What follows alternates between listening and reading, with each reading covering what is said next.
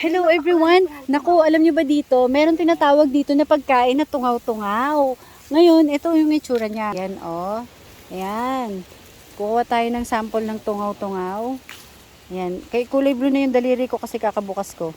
Ayan po yung kulay niya, di ba? Okay. Tapos, kakainin natin. Ito na siya.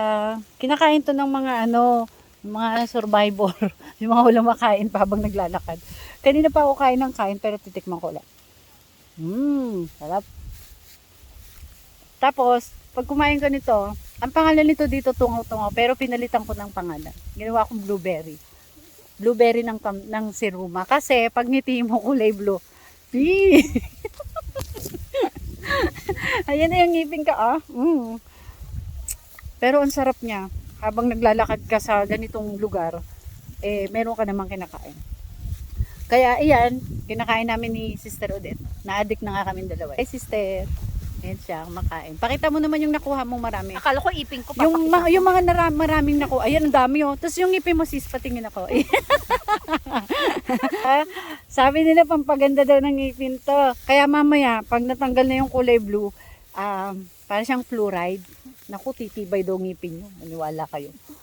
Totoo ba yun, Kuya Naldo? Wala siya scientific study. Ayan. Wala. Nako, may nagkomento, wala pa daw scientifically study, hindi pa daw ngayon pa lang daw po, madi-discover. Pag na-discover namin na fluoride to, nako, ang ganda nito, ang dami nito dito. Toothpaste. Kaso ang pangit sis, gawa tayong toothpaste, tapos kulay blue. Para tayong mga zombie. Sige po, ayan, nako, tingnan nyo na, no? Yan, kasi galing po kami dun sa hacienda namin. Bigay ni Lord. Hallelujah. Yan po. Pabubuldos po ito ni Kuya Naldo. Yan po. Siya po yung project director namin dito.